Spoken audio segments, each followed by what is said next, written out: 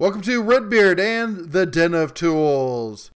Howdy ho, guys and gals, it's Red, your friendly neighborhood tool bear, back again to say, Danger, Will Robinson! Danger! No, Will Robinson! Danger! Alright, we got a safety recall from Harbor Freight. This is urgent news to get out there. Everyone should know about this. So, if you've been in a Harbor Freight in the last, 4 months or so, you've probably seen right next to the cash register a box of these little buggers. And they go for, I think there's a coupon out for $2.99. Let me see if I can find it here.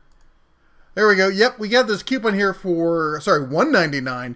And they've been a real pocket pleaser. I've seen a lot of people online getting them. But I've also seen a lot of people online having problems with them. I picked one up. They felt a little cheesy. You know what? I never trusted the cigarette lighter portion on it. I guess the bear's instinct was right on it. This is what they look like. Unfortunately, even some of our friends here and tool reviewers over Toolhead over there, you can go over to his channel. I'll link the video below. He called it months ago, saying that this thing was junk and not to buy it and that it was a problem.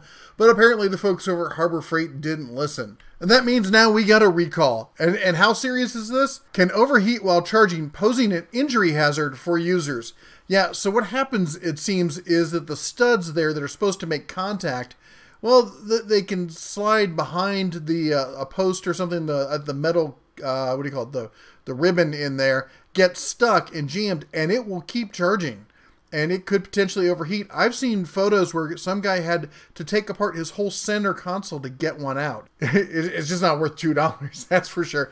Anyway, if you got one of these, be sure to follow up on this. As I said, there's a recall. You can email them at recall@harborfreight.com. There will be links to this recall below as well as a link to Toolhead's video on it. For those of you who bought one, I'm sorry. Not everything from Harbor Freight is gold. They're up in their game, but every once in a while, there's gonna be a loser in that bunch, and this is a loser this month. So be safe, don't be sorry, and make sure that you don't use these, and if you've got one, contact him, please. Now, quick follow-up to my video yesterday, my flashlight overview. If you haven't seen it, go check it out. We look at the top, night watchman style flashlights, and have a little fun busting some melons with them. But two issues. A lot of people were concerned, saying that every mag light they've had like this had an adjustable beam, and I just want to say, it turns out that it allegedly does. Mine does not. The top on this one does not turn. It's supposed to. It says on the package that it does. It just doesn't. So this one's going back to the old store. I really liked it. I would like to say I was going to get a replacement, but at $40 versus the $16 for the Harbor Freight version, I'll probably stick with the Harbor Freight version. Anyway, that said, I also had some people from law enforcement ask about the switches on them, and momentary switches. This is important if you're actually really using it in a tactical situation. On most lights these days, what you do is you press down, nothing happens, and on the upswing of that button is when it actually engages the switch, which is not perfect for somebody in a tactical situation. They want instant light when they press the button. And I can confirm that the mag light does do this.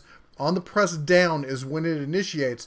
All the other ones, except for the Coast, are on the upswing. So it's a negative contact switch on it.